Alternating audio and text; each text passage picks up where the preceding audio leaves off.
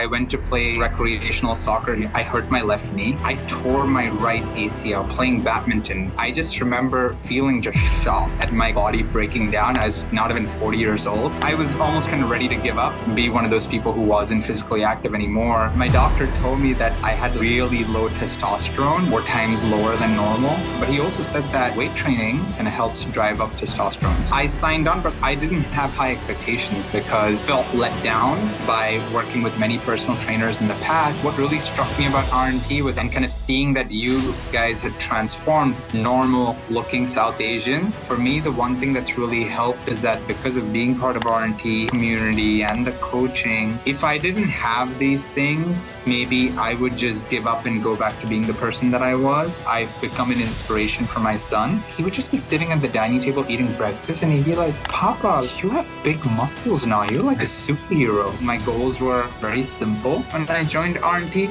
but I got a whole lot more than I bargained for or paid for. You're almost just like investing in your life. Okay, so Praveen, take me back around 18 months, early 2022. What were the series of moments that led to your trigger moment to kickstart your journey with us at RNT? Yeah, gosh, I think that's a really good question. For me, during the pandemic, I was in a challenging career transition and I ended up joining a startup. And, kind of looking back now, it was one of my worst personal experiences, but also kind of really character building. But working 18 hours a day, 7 days a week meant that I didn't exercise for almost a whole year.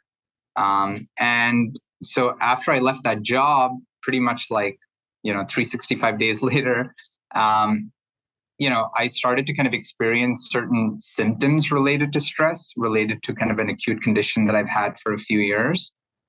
So obviously I knew that, I was stressed and my body was giving me those signals, but I was just so desperate to be physically active again, kind of during that break while I was looking for a new job. So literally like in week 1, I went to play recreational soccer here in LA and I hurt my left knee. So I had, already a partially torn ACL. I thought I tore it again, but like that time I escaped. The surgeon told me, okay, just do a bit more rehab, just be kind of a little bit thoughtful about kind of the work that you did. So then I said, okay, fine, like soccer's too hard for me. Let me go play badminton. Like this is something I, kind of grew up playing my whole life. So I went to play badminton the next week. Again, like 30 minutes into playing, I made like a sudden movement forward and I tore my right ACL playing badminton. And for me, this is extremely embarrassing. And I remember in that moment, as I was falling to the floor, I just remember feeling just shocked, at my kind of body breaking down. I was not even 40 years old.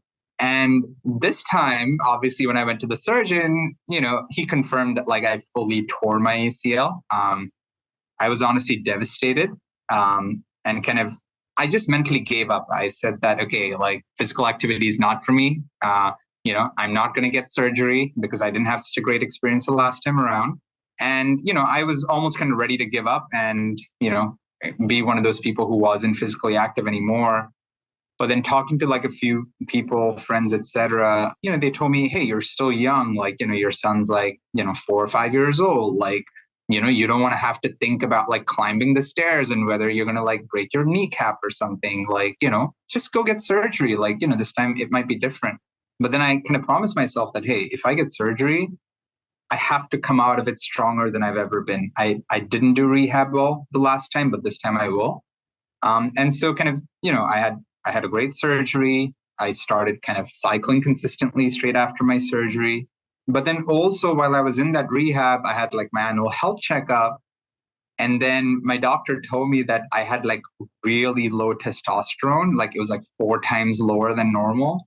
And he kind of prescribed some medication to help in the short term. But he also said that, hey, like weight training is something that kind of helps drive up testosterone. So then, I'd already kind of decided that, okay, like once my leg gets to a decent condition and I can actually like shift weight, I'm going to hire a personal trainer. So I actually started working with a virtual personal trainer in May.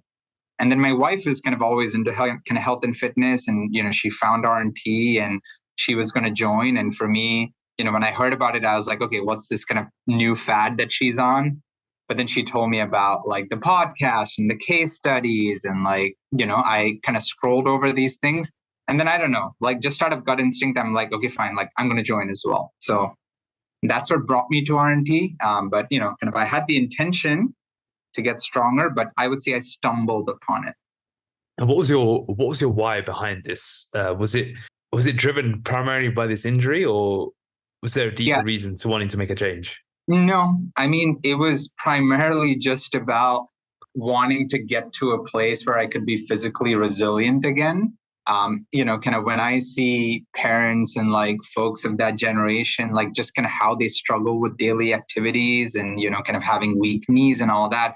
I know that I don't want to get old in that condition. I'd rather live a shorter life, but live healthy. So for me, it was completely related to the physical thing. I had no idea what I was getting into, right? Like with RNT, kind of like when I read a little bit about it, my wife told me that, okay, there's like a nutrition part of it. There's a coaching part of it.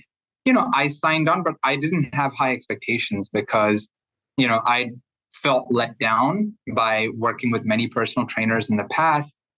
But then I think what really struck me about RNT was obviously I'm South Asian, and kind of seeing that you guys had transformed normal looking South Asians and like transformed them. Like, I think that was something that really resonated with me. So I was like, you know what? I'm going to give it a try, and I'm going to just trust, right, that there's something here. Because there can't be this much photoshopping going on. Yeah, running a design agency here. Exactly. What were some of the things you tried in the past? You mentioned when your wife discovered RNT, you thought it's another fad. Had you guys been through a lot of fad diets and different protocols? Oh, for sure, right? Like from a diet perspective, I mean, everything from, drinking kind of celery juice to like I forget the guy who writes the book about the liver. So like, kind of the juicing strategy. So like, I mean, everything under the sun, but like I've never been the person who's going out and finding these things, but like my wife brings it and then I would try it. And I think from a training perspective, I've had kind of 3 or 4 periods where I've had personal trainers and they've helped me in different ways, like, I mean, I definitely learned certain things about exercise, etc. But I think, there's kind of 2 things that were lacking. I think one is what you guys talk about a lot on your podcast is, kind of this program switching every 6 to 8 weeks, right? So you're like never doing the same exercises for a huge period of time and just literally taking it step by step on progressive overload. So you're just like switching between exercises to kind of keep clients happy, if you will. So I faced that. And I think for me, the biggest letdown personally has been every time I started with a personal trainer, I always asked them about nutrition. And I never got that coaching, right? Like they would just never give it to me. Like, I mean, they would maybe give you like a starting calorie plan or something like that. Or even when I'd ask point blank to the coach, hey, like, what are you eating? They would never share. And I found that very interesting because, and then, you just kind of give up, right? Like you just assume that like it just doesn't exist and maybe you need to hire a nutritionist, and I'm not a, kind of A-list celebrity to hire a nutritionist. So I just figured that it just wasn't available, right? Like it's just not out there. So I think those are the 2 things that didn't help. But then there's many other things, right? I mean, I think it's lack of community. It is not having education around how long you need to be consistent to see results. So you see that initial result after 6 weeks, and then you're just happy with it. And then you get complacent, and then it's just kind of the cycle, right? So you don't really see progress. You just lose a few pounds and then you gain it back very quickly. Yeah. So you'd made the commitment around May, June time to jump into this. You didn't know too much about it, but you decided to trust the process. Yeah. What was your wife's reason for joining this program? What was my wife's reason? I think she's just always into health and fitness, right? So I think hers was, I don't really know, right? Like, I think like if I were to speak about her why, it was probably that, kind of after kind of giving birth to our son. And again, she was also in a stressful job, and then she left that and she had a break. I think she just wanted to kind of get back to baseline level of fitness of like how fit she used to be before her pregnancy. So I think, again, it was more related to kind of having been a mother and then, kind of coming back to like focusing more on herself. So I think, again, it was more short term in nature than perhaps a bigger why. But again, I think she can speak to it better than I can. Now, the reason I never ask asked is, her that. Yeah. the reason I ask is, was it something you decided to do together, or was it just more No. like you both got your own reasons? This is something you can both try. Exactly. Like she's always kind of done her own thing, and then like I just sometimes kind of follow and like take that on. But like, yeah, she never tried to convince me or anything like that. I was like, okay, I'm hiring a virtual personal trainer in India, and I'm paying him a certain amount of money, and you're now paying like 10 times that for like 1 year commitment to RNT. Like, what is this thing, right? So I was like, wait, like she's signing up to this big program, like maybe I should think about it too. So it was almost just like following the herd a little bit. But like, I trust her judgment generally with things. But yeah, I had no idea what I was getting into and what I would discover. Yeah. Okay, well, we'll come on to the discoveries shortly. Let's discuss the start of your journey. What was the process like of getting started in this effective lifestyle, a complete overhaul for yourself? You're working a busy job, also got a young son. How did you find adapting to this new lifestyle at the beginning? Yeah, I think, the first shock to the system is kind of the CTP, right? So like the CTP diet, which is kind of cleaning the palate, and then you're having this kind of very fixed diet. I think that initial 2 week diet was pretty hard. I was vegetarian at the time, and just kind of the amount of fiber and volume and, eating kind of the edamame spaghetti was like a killer for me. So for me, like, some of those meals just weren't fitting well. And, it was definitely a little frustrating at the start, but I think, just the process of constant iteration, I think helped until I kind of figured out a diet that worked for me. I think another big unlock for me was that, so we're both in the plan, right? We both need to work out 4 or 5 times a week, and then we have the son. And so kind of trading schedules started to become an issue of like, wait, who's going to go in the morning? Who's going to go in the evening? That kind of thing. And she wasn't working at the time, I was. And then at a certain point, when it started to become more kind of argumentative, I was just like, you know what? Like, F this. I'm going to go at 5 a.m. Now, I will tell you that I have always said that I can't work out in the morning. I don't have energy in the morning. I'm not a morning person, right?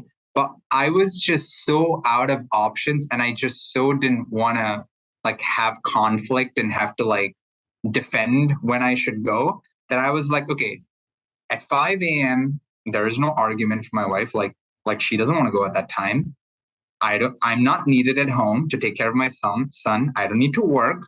So that was the only free slot that was available. So I just took it. So I think that was a life changer for me, just committing to going at 5 a.m. when the gym opens. So waking up at 4:30, doing that. And I was just like so on it, that just kind of keeping that consistency in the daily check-ins, I think was like, those are two things that were game changers for me, kind of the CTP, having a real nutrition plan, and two, just trying something that I never thought was for me. So you wake up at 5 a.m. every day? I actually wake up at 4:30 a.m. almost every day. Yeah. So that stuck. Yeah, it's been life-changing, right? I mean, like I wake up at 4:30, I go to bed at 8:39. And when everybody hears about it all around me, like they just don't, like many people like within my friend group, my family, etc., they're just amazed, and they just say, how do you do this? Right. I'm just like, it can be done. Like, I mean, you just got to do it. That's it. And how do you do it with when you have work events or social events in the evening? Do you just leave at 8:39, or is that morning after always more difficult? Honestly, I've just learned to become flexible with it, right? Like Akash, like, I mean, I think in the first, I would say 2, 3, 4 months, you kind of have to be almost military-like, because you have to just change that habit and not allow any complacency or excuses to creep in.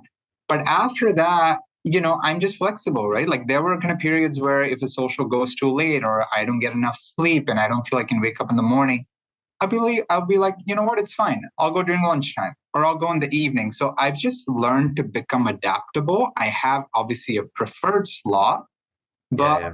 now I'm able to work out whenever it is that I need. And I often don't give up my morning slot because I'm lazy or like, I only give it up when I just have no choice. And then I just know I have to make it up because I know how it makes me feel daily. So for me, it starts to become more of a non-negotiable. And, sometimes if I miss a workout nowadays, which I never did during the process phase, it's okay because I know I'm going to go back tomorrow. I don't doubt that it's going to like change my habits back to where I was. Like it's done. Like I've moved on. I'm a new person now. I need to be active, right? It's the same thing on vacation. Like I need to go to the gym. I don't have to, but I want to because I just feel better. I enjoy my vacations better when I'm Amazing. active. So you've gone through the CTP, you started waking up early. Describe the process thereafter in terms of the process phase, but the challenges and obstacles you face during this period of getting into the best shape of your life. Yeah, there were obviously quite a few challenges. I think batch cooking was kind of a game changer for me. But initially, again, because me and my wife were on the same plan, I wanted her to share the load, right, on batch cooking because we were both eating the same thing. We joined at the same time. But eventually, I just had to realize that maybe we have different levels of commitment. We have different levels of adherence and like what we want out of the program. And I just couldn't use it as an excuse anymore. So I just had to take full responsibility to take care of what I needed to do, right? And so, which means like, I just started cooking irrespective of like whether she was gonna, kind of help or not. And at a certain point through the process phase where, kind of, I don't know, either the calories go down or, my time, like I get time for, I just had to articulate clearly to my wife that, listen, from now on, I can only take care of my meals, right? Like I can't cook for both of us. Um, you know, this is really important to me. Like, so I'm going to do it for myself and don't see this as like, me not supporting you or something like that. I just can't do it. Right. So like you do your thing. I'm going to do my thing. But for me, like that was a game changer because it just kind of like automated my life for me, which is already very busy.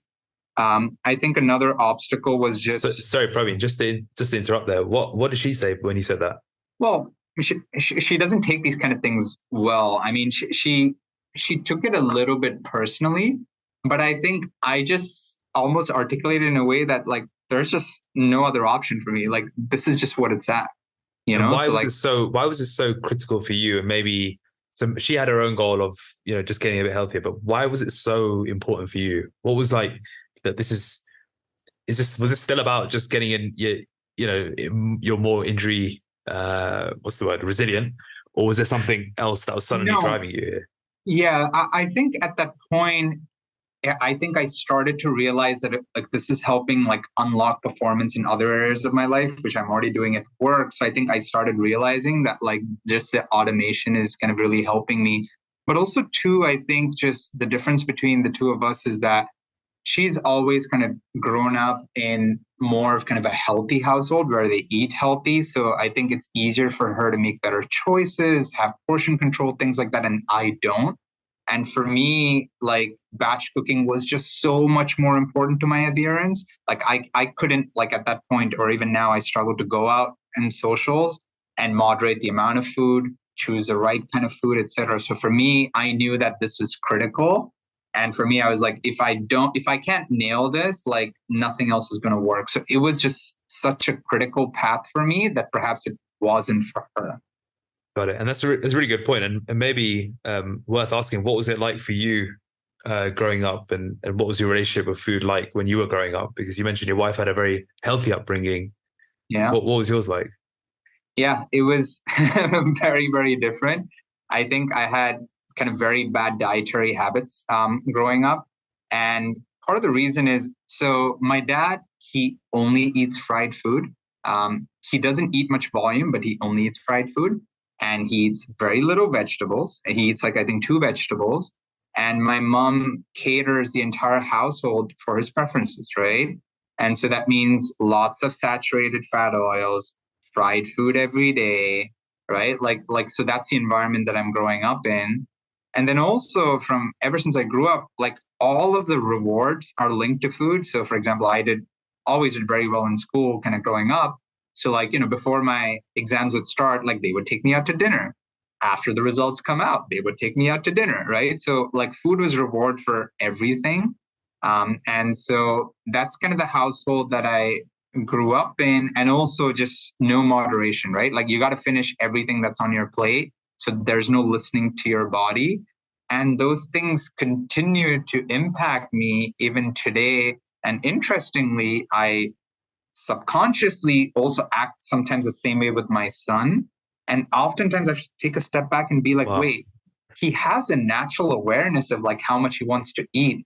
Why am I forcing him to eat more than he wants to? Because I'm struggling to unlearn all of that. But like it takes me a long time to not be like that. And sometimes when I've been very hard with him in certain periods, especially during the process phase, and I wasn't kind of able to kind of control my emotions.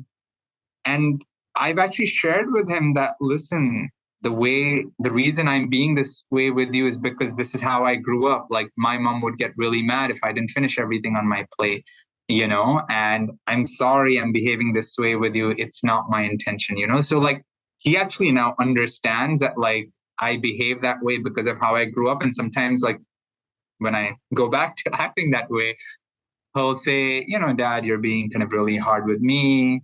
Don't be rude with me, like how your mom was. Like, those are kind of the words that he uses.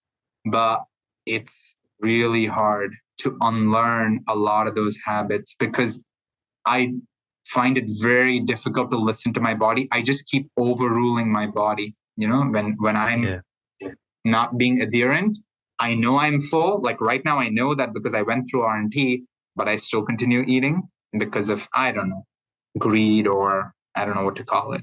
Well, it's a big thing you're trying to break there in terms of like a generational habit, so to speak, right? And it's good that you're aware of this so you don't pass it on to your son.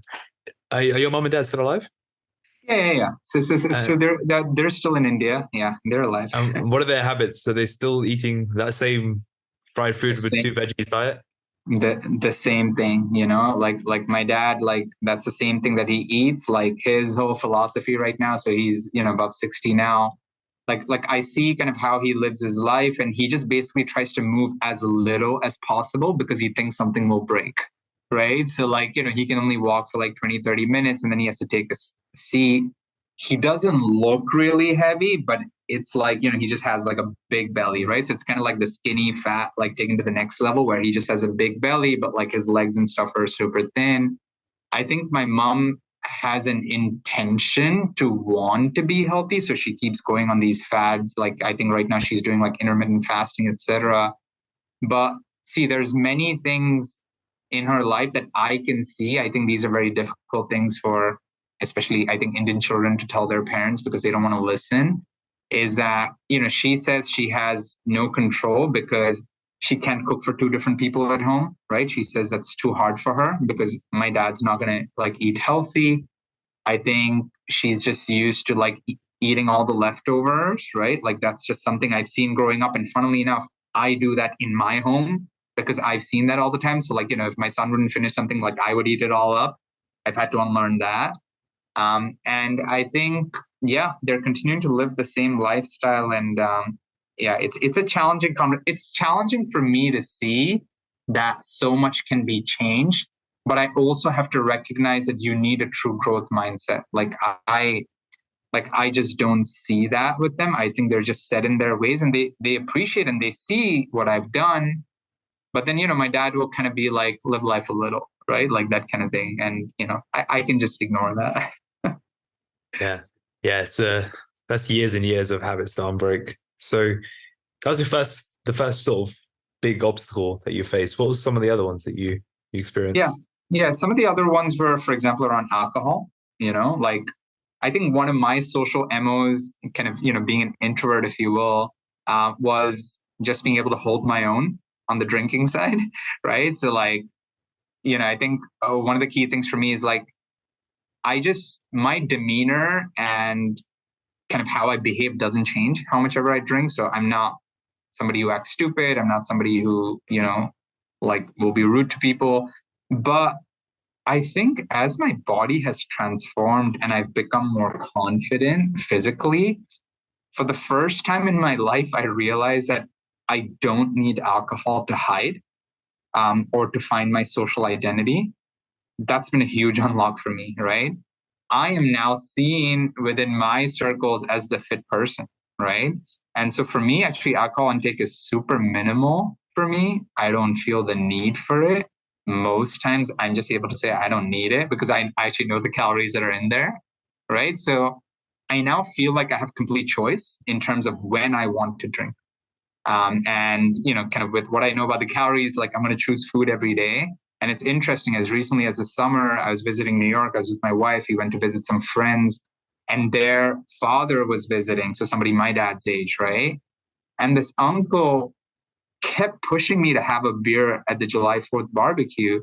And I was like, I don't want it. He's like, then what about wine? And I was like, I don't want wine. And then like he kept pushing me. And I just said, yeah, I just don't feel like it. And it's incredibly interesting to see, like, this is a person I've met for the first time, how he kept pushing me to want to drink. And I just held my own and just didn't give in because I just simply didn't want to drink. I said, it's not that I don't drink. I don't want to drink right now. That's it. Right. Like there's no rhyme or reason for it. I just don't feel like it. So I think alcohol was definitely one. I think I've spoken about overeating, right? So I think dealing with moderation and kind of binging socially is really difficult for me. So when I see a big spread, like a buffet or like, a multi-course meal, I think I've made all those mistakes. I've felt devastated at losing days of progress. I've done crazy things like do cardio after overeating. Like I've underreported my weight. Like I've done all of those things during the process phase. I've done like the buffering, like, I've made all of those mistakes. But I think what's been helpful with the coaching is that, kind of you guys have always been like, this is just part of the journey, right? Like you're just going to learn, right? And so it's okay. It's not binary. It's not 0 or 1. And then I would say the last thing has been that during the process phase, because of some of these things that I'm talking about, I've just had to say no to many socials because I know those are kind of trigger moments for me. And I said, you know what, I can overcome many things, but maybe this is a bridge too far for me to address during my process phase. And so I've had to say no. And that's been challenging because my wife is an extremely social person. And like we've had a few conflicts around that. But like I tell her, hey, you're really good at controlling portions. You can just stay on plan, even if you're in front of like a huge plate of like Indian food. Like I can't, like I find it really difficult to do that. And so for me, I need to avoid that situation or I need to sleep at the right time. I know sleeping at the right time is a big aspect of my adherence. And I know that if I stay up late, I'm going to eat more. So those have been some of the challenges. When you're faced in front of these spreads, what goes through your mind? I think it's a bit of like greed and just feeling like this food is never going to come again, even though in my mind I know it's there. But I'm like, but I want it now, like because I don't have it at home, right? So I need to eat it all. And then it's this whole like not wasting food and having grown up at home saying, children in Africa, don't waste food, all this type of stuff. So I remember even in the process phase, I actually had a critical portion of my process phase where I was maybe 6-8 weeks from my photo shoot. I organized like this 40th birthday party for, my wife. We had like 30 people go out to Portland and I had like these big dinners organized and there was just like huge spread of food. And I was like, I paid all this money for it, or we all paid all this money for it. And I am observing how I am the only person trying to stuff my face and eat my money's worth while nobody else is doing it. And I'm like, why am I this way? Right. And like, I remember having to kind of report this to Ivan and, kind of really almost like giving up at that point. And like, he said something to me being like, you already paid the money. The money's already gone. Right. So like you eating it is not going to change that. It's already a sunk cost. Now, see, I get it cerebrally, but I think it's just those years of it. Right. Like when I go to a buffet with my parents, my mom and dad would be like, come on, like, eat more, like make use of it. It's a buffet, like, like get your worth or whatever it might be, it's super hard to unlearn these things, of like what success looks like at a buffet. Like success growing up was like, okay, like smash the buffet, right? Like eat as much as you can. And now it's like, it's just another meal. Doesn't need to change. So yeah. And how do you feel like afterwards when you've had the quote unquote episode? How do you feel after that? What's going through your mind? I feel horrible, right? Like, I mean, when does that kick in? When does that feeling kick in? Like, I mean, as soon as I stop, right? Like, I know I've stuffed my face, like, like the food is up to my throat. And then especially, of course, because I've been in RNT, I think about all of the hard work that I've put in and all of the things that I've undone. And I think also, again, more recently, it's just observing that I am the only one who is doing this. I'm looking at everybody else around me, and they're probably not in as good shape as I am, but none of them are going apeshit crazy on the food, and I'm the only one. Like, why am I doing this? It's almost like I don't know, like an addiction, right? Like, I feel like, what's wrong with me? Like, why am I doing this? And then what do you do? And the reason why I'm digging is because I think a lot of other people have probably been through the same experience where for the first time in their life, they're exposing generational long habits that they didn't realize was causing so many issues in the first place. Like whether it's weight gain, whether it's injuries, poor health, all stem from habits they've never unlearned since they were 10 years old. And now you're suddenly in this space where you know the habits, you know you're doing it. And that's even worse than not knowing it, because it's almost, as a friend of mine once said, it's like when it comes to addiction, it's like watching all the vegan documentaries, wanting to be vegan, but then heading out to the local KFC and stuffing your face with chicken nuggets. Yeah. Having just watched the vegan documentary. And it's like, it's that feeling, isn't it? Like talk us through like some of these experiences after. Yeah, I mean, see, I think one is that, again, I think having kind of all the education and awareness and still going against it, like for me, it feels like I feel unworthy because I actually pride myself on like making good decisions, right? So it almost kind of goes against the fabric of who I am. I think journaling and almost like having to report back to your coach is a form of journaling, I think is helpful. But at a certain point, right? Like, I mean, Ivan just like, kind of turned it and said, you know what? Like, your actions have to match your words, right? So like those things always resonate with me, because you can talk and you can write and you can do all these things. And the next time I'm making that suboptimal choice, now the difference is I actually know, right? Like I'm not I'm not drunk, right? I am not uneducated about nutrition. It's not like I've never seen the progress. So now I fully know the decision that I'm making, and yet I'm going against myself. And so that just makes me ponder, like, kind of how much in control I am. But I think you just need to just kind of keep repeating and wake up the next day and just keep trying again. So I think for me, the one thing that's really helped is that because of being part of RNT and the community and the coaching, if I didn't have these things, maybe I would just give up and go back to being the person that I was. But the difference is next day I wake up and I do the same thing again, right? Like I just try to lock in my nutrition. I try to go work out, and I don't say, you know what, like everything is gone and like F everything. Like I'm just going to go back to like binging, because I know like it doesn't make me feel good. And so it's been it continues to be a challenge as well as an opportunity. And, like an interesting thing that I'll say is, so, during the photo shoot, right? Like, well, before the photo shoot, I'm thinking about, okay, so like, what's that celebratory meal going to be like? And I was thinking about it. And then, I made a certain decision and I went and ate there.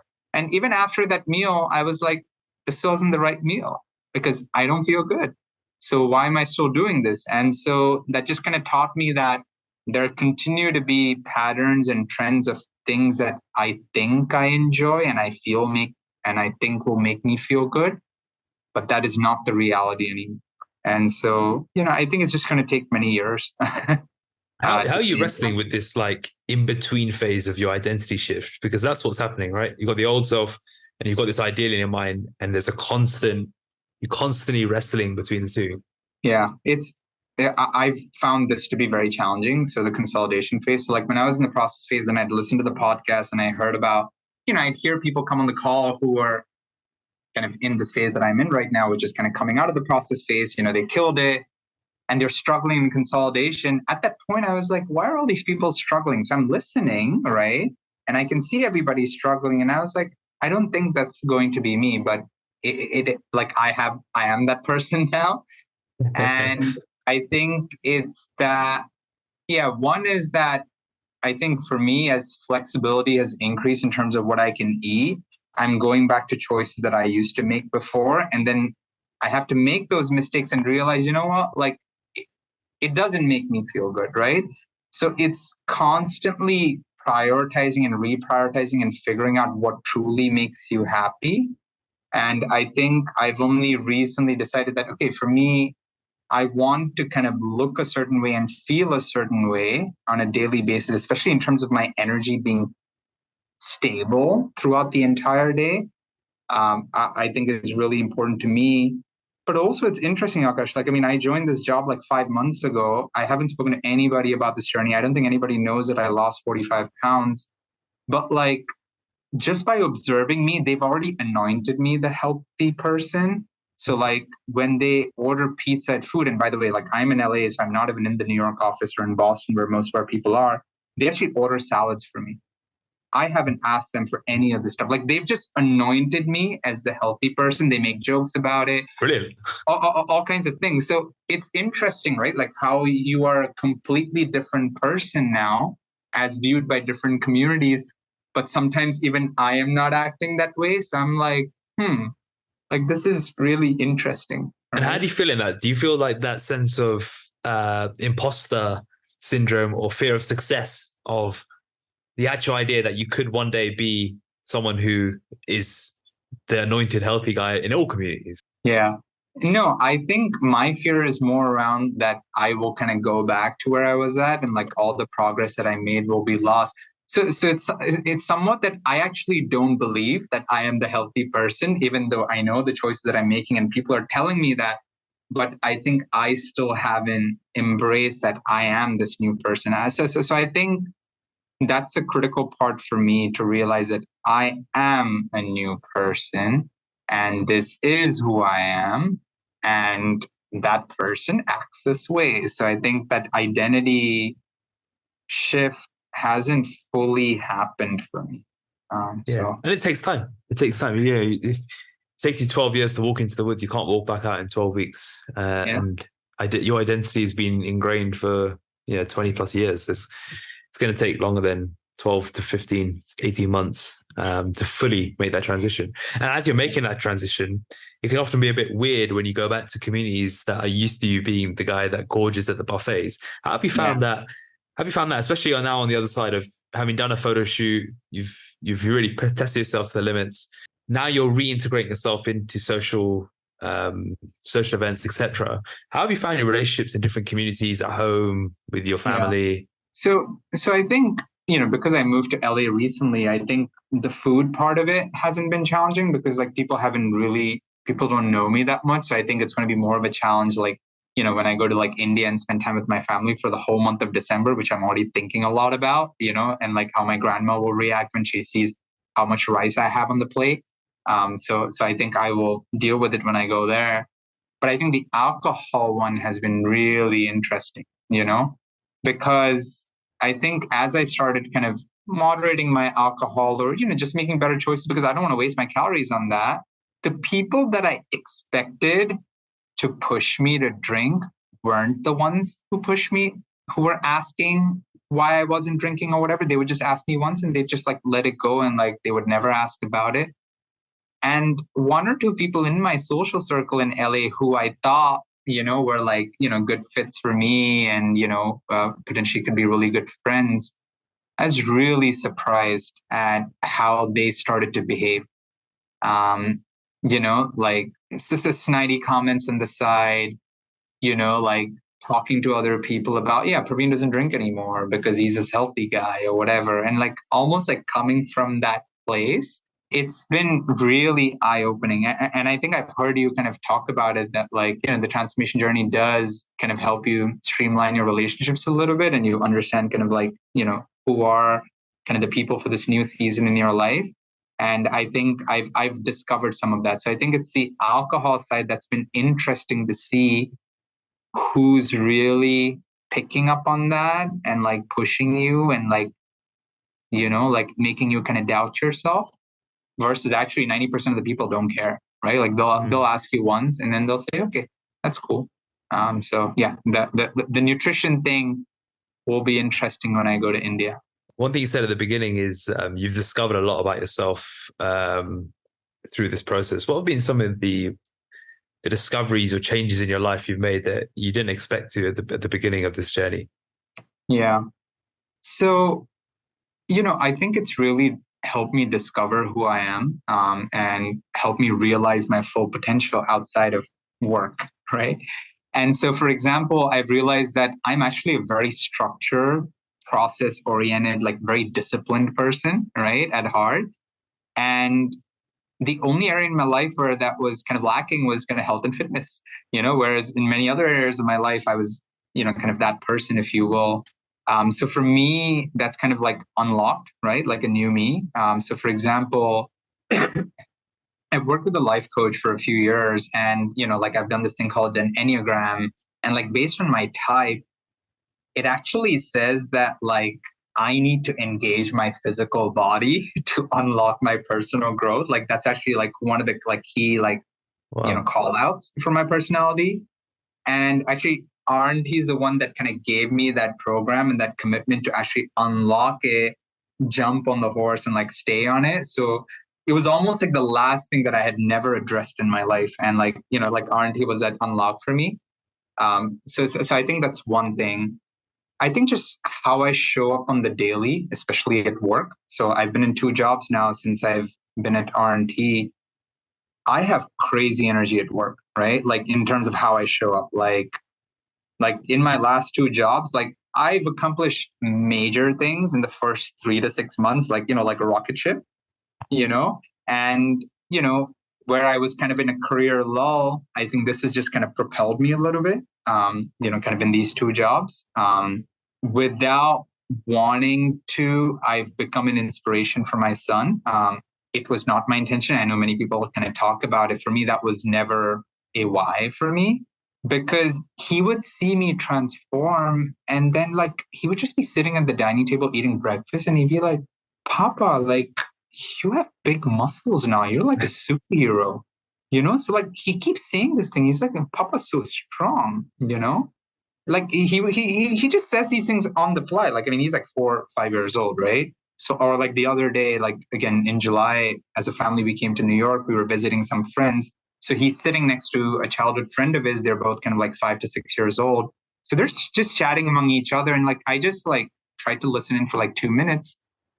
And so Ivan turns to his friend and he's like, my papa wakes up early in the morning and goes to the gym and goes to exercise every day. His girlfriend looks at him and says, my papa sleeps till 1 p.m. on the weekends and he's really tired. He works really long. Like just completely organic conversations that they're having, So it's been really interesting because like I've almost like created that identity shift, and like he talks about it to other people, like wow. Without prompting or anything. So it's almost like become like, okay, my dad is this guy now, right? So I think those are some things that have changed. I think there's 2 more things. I think just staying on course during difficult moments. So for example, when I've had periods of uncertainty in my last job, when I had COVID, when I had a bit of a shoulder injury, like I just kept going, right? Like, I mean, I didn't give up. Like, okay, you can't work your shoulder, do something else. You need to deload, do that. So like, I've just stopped allowing any external events to be excuses for like why I shouldn't train, right? Because I just kind of keep doing something, and there's no reason for the nutrition to change just because like I don't feel good or something like that. I think that's been a game changer. And then the final thing is For me, it's about setting personal boundaries and discovering my self-worth. That has been the biggest unlock, not something I was expecting. Especially during the grind. It led me down a path where I had to make some difficult decisions to streamline kind of my personal relationships. And, kind of, again, I feel like before my physical transformation, I just didn't have the self-confidence or feel worthy to set, for example, boundaries with my wife. And I made a lot of compromises in how I live my life because I think socially I was codependent on her. Like I just felt I wasn't worthy, of like being liked or loved by other people. And that's no longer the case. For me now, when I'm alone, I feel $1,000,000, right? Like, I mean, I don't need any validation socially, which is almost the last thing that was lacking in my life. And I know how I feel every minute, and I've just never felt as kind of happy, liberated, optimistic about every single day and kind of the life that lays ahead. So for me, it's about how I feel in every moment as opposed to big milestones in my life now. And like, I feel like that's the path to happiness, at least for me. What do you mean by setting personal boundaries with your wife? Yeah, I think it's about like, I talked about batch cooking in the past, right? Like, it's almost like, listen, like, I see I'm doing all the work, like you're not pitching in and I'm cooking for 2 people. You're not eating half of it. Like I'm having to throw half of it away. Like that's wasted effort. Like I have to be able to say that, you know what, I'm just cooking for myself. Like this is not a personal thing, but I know how it's going to make her feel that I'm not supporting her, but I'm sorry. Like I just have to like take care of myself. Or another way to kind of set personal boundaries is that, okay, like you missed a few workouts because you slept late or you went to a social or something like that, and I have a workout slotted for Saturday morning. I can't give that one up, because you made choices to like not do your workouts. I can't now trade with you. Like I got to make that choice. Or for example, like in terms of like taking care of my son, right? Like there may be certain situations where she wants me to kind of pitch in and take care of him, but it's interfering with my batch cooking or, me going to the gym. And for me to just stand up and say, no, I'm sorry, I can't do it. Like I was never that person. I would always be like, it's fine. I'll take care of it because anyway, I'm a homebody and I don't need to be social and, you go do your thing. Like I'll just take on all the, I don't know, crap or the work. And for me, personal boundaries is that, no, that's not okay anymore. And how's you being more assertive on your personal boundaries and more confident in yourself impacted your relationship? Yeah, it's taken a big turn. So honestly, kind of coming out of the process phase, kind of my wife and I are currently separated. We were kind of heading on a path to divorce, honestly, because I think me just kind of being assertive and being this new person and kind of speaking up for myself, I think made her feel that the relationship has changed, right? And that I'm this person that she doesn't recognize anymore. But we're actually in a better place now. I think she actually has taken the time to reflect, and having been away from me physically, I think understands that where I'm coming from is from a true, authentic place, and that there's a reason for why I'm setting these boundaries and the things that are important to me. And I think she realizes that, for a long time, only her priorities were being taken care of and that, mine were very much secondary. And I think she recognizes that I am this new person and that I am very clear about just certain non-negotiables in my life. So things are in a better place. We're trying to work to get to a better place, but I know it's a long process. But yeah, it's interesting. Like I keep listening to all these like podcasts and like content you guys had about the grind and how that's sometimes going to unlock certain things that you don't expect. And I was one of those people. It changed things in a way that like I never expected, right? Like we were never on that path. I never expected potentially getting divorced or being separated. It wasn't even on my mind, but it happened. And the big difference is that the way that I felt and the decisions that I made, I was fully aware and present. And I knew in my gut and my heart that like, this is the right thing. I'm standing for the right thing. I didn't doubt myself. I feel like before RNT, I would have doubted myself. I had no doubt that what I'm asking for and what I need is very much like what I need, right? Like it's not on a whim. Amazing. That's a serious change of path, especially because your wife took you down this path in the first place. Yeah. And also thanks for being so honest, because I think a lot of couples do experience this, where for many years you may have lived a certain way, and then one person really levels up personally. But the physical transformation is probably a byproduct. Not a byproduct. The vehicle of driving this, and this identity change becomes a byproduct, and all of a sudden it creates a clash, and because it's not what you signed up for. It's not who you're meant to be together. You had this different identity of you two. You were meant to do things in a certain way, and now suddenly one person isn't. Exactly. And sometimes there can just be a period of time, like you're probably experiencing now, where there's that synchrony that you once had isn't there, because the key doesn't fit into the hole anymore in the right way. Yeah. And sometimes it can be salvageable, and sometimes it isn't. And it sounds like you guys are working on it well, but sometimes it doesn't always happen. And I know of many people who've ended up having divorces or separating because of the physical transformation being like the wrapper of what it came under, but it often leads to better outcomes. So it's very interesting that you've mentioned this, and thanks for being so open and honest about it. Yeah, absolutely. And I think the 3 S's, right? So one is the physical transformation, the self-confidence, and, kind of feeling worthy of kind of standing up and not being codependent in certain ways. But I think also the 3 S's, which is that, I am a structured, process-oriented, very disciplined person, right? And again, kind of outside of work life was where I wasn't implementing that.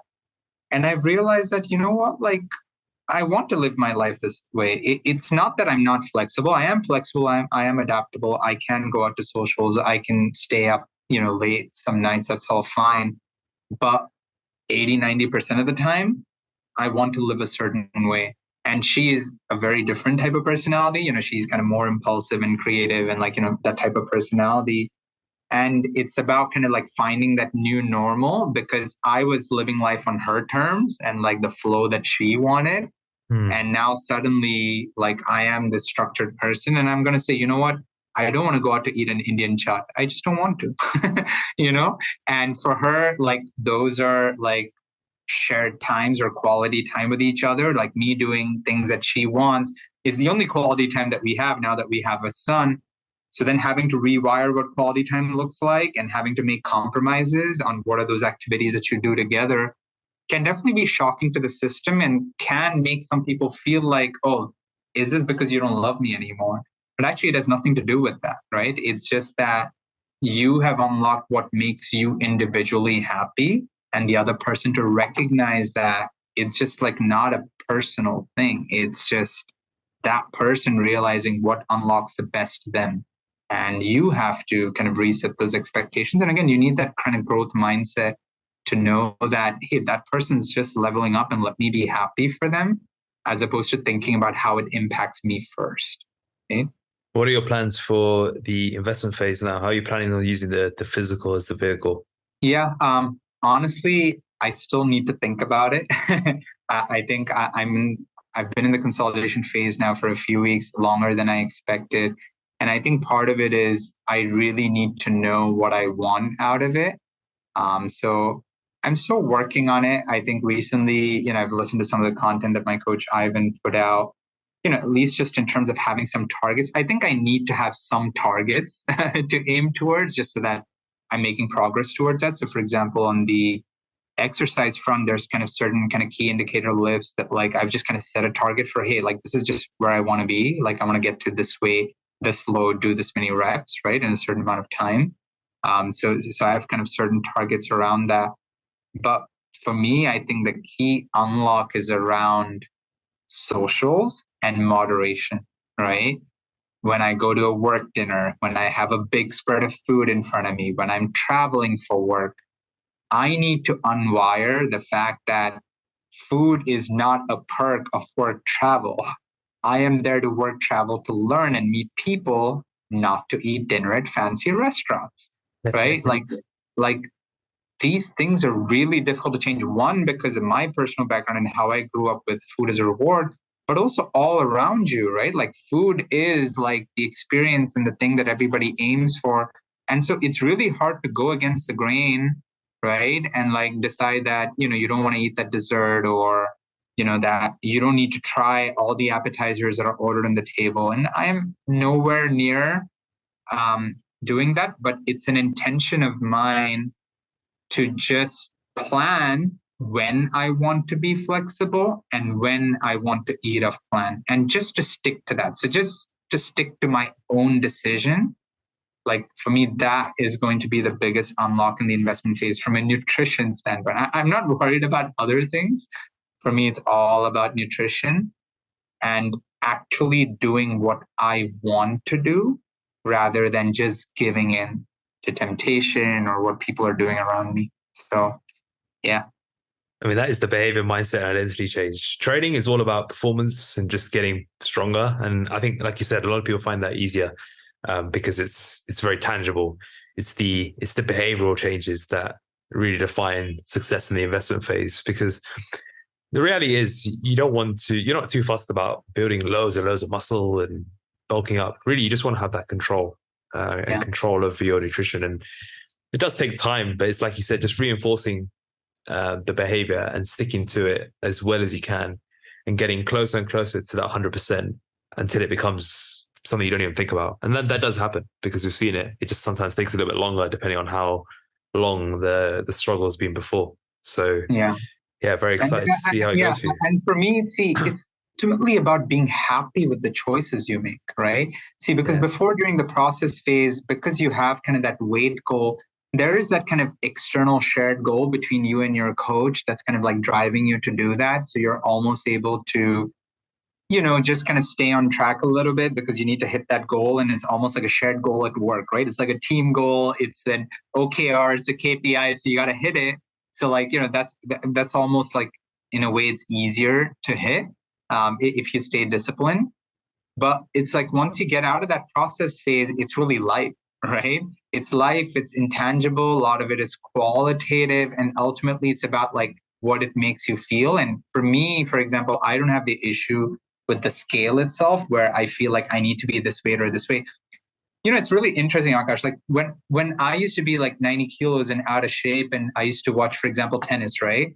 And like, Novak Djokovic is like playing Wimbledon final and it shows up their stats and he's like, whatever, like 78 or 82 kgs or whatever he is, right? Like I would be like maybe 2 kgs like heavier than that. I was like, how is this possible? How does he look the way that he looks? And how is he almost the same weight as me? Like, I just never understood that. Or in some ways I would tell myself, oh, I'm actually not that overweight, right? But the whole difference is all about body composition, right? Like, I mean, he's all muscle and I'm all fat. But I've had to go through this process to understand, okay, so I'm not personally like tied to a weight because I know that's not what defines it. It is just ultimately how you feel every day, right? Like even this morning, like for example, yesterday I was traveling for work. I couldn't work out. I know how I felt yesterday. I couldn't sleep well at night, but I still woke up at like 5:30 and went to the gym this morning. I know how I feel right now. I feel like $1 million. Like I could go out and tackle anything, right? And so for me, that's what makes me happy. And I know what are the choices that I make daily that puts me in this phase. And it's about continuing to tell myself, how do you want to feel? What is it that makes you happy? It's not the scale weight. It's not what I, do a chest press at. Like those are not the things. For me, it's feeling in control of what I'm putting in my mouth and how I feel energy-wise throughout the day. Because it's interesting. My son sometimes looks at me because he saw me in the grind and he says, Papa, do you have energy? I said, yes, Ivan, I have energy because I'm actually eating enough food now. Papa wasn't in such a good place because Papa wasn't eating so much food at that time. But like, it seems like that was a traumatic time for him when I was in the grind, because I was probably like, getting super mad at him about all types of things. So yeah, it's definitely been a crazy transformational time. Again, nothing I expected. I think my goals were very simple when I joined RNT, but I got a whole lot more than I bargained for or paid for. And, this is nothing to do with money. I think this is, I know you didn't ask this, but cost was a big factor when I thought about RNT and making this big commitment. But for me, you're almost just like investing in your life. Like, this is one of the best investments that anybody can make. And I know what it's unlocked for me, right? Just on the topic of like what almost stopped you, what was there anything else that almost kept you from starting this journey? I think cost was one. I think the 1 year commitment, right? Like, it is a big deal. Which I kind of understand a little bit, but like when you have to pay that much money up front, you start to think about it. I think also I talked about this, just skepticism. Like, is this another fad, right? Like, because I haven't seen anything work, right? But then again, I think this is where all of the case studies that you guys publish, the podcast, right? Like, actually transforming normal people, right? Like, not people who already have good genetics. Like, I think those are kind of game changers for me. So when I saw people who looked like how I looked and that they had kind of transformed and they had similar lives like me, they were busy at work, high performing professionals, parents, I think that's what allowed me to take that plunge. Like, if I didn't see that, I don't know whether I would have joined it, right? Because I would have felt like, wait, like, I'm just going to waste all this money and I don't know that it's going to work. So I think the case studies in the podcast and the fact that there were so many South Asians featured on that, I think aren't kind of genetically predisposed, if you will, especially from a nutritional standpoint, I think that helped me kind of take the plunge. What would you say to someone who's day one? Yeah, I think what really worked for me is, I think you just need to have a growth mindset. Like, for me, the thing is, I will ask a lot of questions and be super skeptical before I commit to something. Once I commit to something, I'm all in, right? And so for me, I think you need to have that growth mindset. You have to know you paid for a service, you're working with professionals, they know this stuff better than you. You have tried everything before and nothing has worked. So why do you think you have a better opinion, right? Like, why should you go against what your coach is telling you? So all you got to do is just do what they do. And I think one thing I would recommend for everybody is to really listen to the weekly calls. I think it's been game changing for me personally. So, for example, I'm not on social media. I don't believe in kind of the power of community as kind of social media does it, because I think a lot of it is not authentic and a lot of it is noise. But I think what the coaching calls really help me is, like, I'm just hearing people going through the same challenges as me, right? And the coaches are often saying the same kind of things, but in different ways, catered in different ways. So, for example, it would be something like, okay, like, I'm being adherent for 4 or 5 days and my weight hasn't shifted. Like, do I say F it and like go eat a burger? No, you have to know that you got to wait 7, 8 days. And then if your weight doesn't shift, then talk to your coach, because something needs to change. Either you're not doing what they're telling you to do, or, they need to change something, right? So it's like little nuggets of wisdom like that, of knowing when to not give up, know that there are different scenarios, and kind of hearing people go through those challenges, I think was really key for me. Like, for example, like, I'll call up my wife here. I don't think she listens to any of the weekly calls. So, for example, even now, recently, when I've been kind of struggling with things and, I've been confided with her, and, she'll generally be kind of supportive and say that, you need to be happy with the choices you're making. So there'll be certain things that she says, well, and then there's certain things that she'll say that are completely against what the RNT coaches say. So at that point, I start to, just ignore what she's saying. She'd say, oh, it's okay to, eat a little bit here and there. She'll say kind of the live life a little, or this is not going to, change your life type of thing. But I'm like, no, like, that is not the way, right?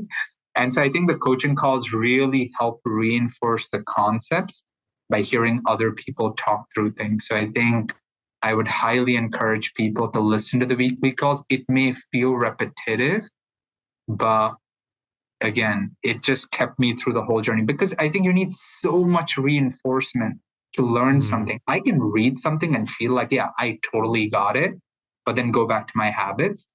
And that constant reinforcement is like having these things in your head, right? Like you can hear Ivan and, Ed and like these people in your head. And, it just helps you rewire patterns, I think. Amazing. Any final words for the listeners? Yeah, I'd say that if you are seriously committed to transforming, kind of your physical body, and you thought like, this is not possible, I'm genetically not predisposed to this, I can never be fit because X, Y, and Z, just if you're willing to truly throw that all away and actually try for 12 months, there is just no way you're not going to see results. So this is what I tell people. Like, some people will ask me like, okay, what have I done? And I don't reveal too much because I wait to see if people are really committed to transforming something. And those are the only people I've given, the RNT tip, if you will. I think I just tell people that, listen, like, you have to be willing to commit for a long period of time. And if you do what they say, you are going to see results. Like I am the example. Like you see what has happened to me, and I am not doing like 20 ab exercises a week. I am not eating carbs. I am not doing cardio 7 times a week. Like I am not restricting myself. I'm not doing any of these things. And hey, like I got a 6-pack, right? Like, which I never thought was possible in my whole life. So yeah, I would say if you really want to see results, kind of RNT is the way, but it's not for the faint of heart. I think you need to be really strong and resilient and be able to ignore all the outside noise, and more importantly, be able to ignore the devil in your own head. You have to just trust. You have to have trust, and then it will work for you. Amazing. Thanks so much for sharing your story, Praveen. I'm very excited to see what happens next in your journey. Yeah, pleasure, Akash. Again, thank you for everything that you do. And I think your company, I know I've said this before to you personally, I think it's a blessing. I think the value that you guys add to people's lives can't be measured. I think it's generational. I think it has huge impact in the communities around you. And even without trying, right? Like I told you at my work, like people just think I'm the healthy person and feel like they need to eat healthy just because they observe me, not because I say anything. So yeah, again, thank you to you and your whole team. I think I'm just inspired every day by what you guys do. I feel very fortunate and grateful that this came into my life. And yeah, I look forward to many more years of being with the community. Very welcome. And thanks for sharing. Take care, Akash. Bye.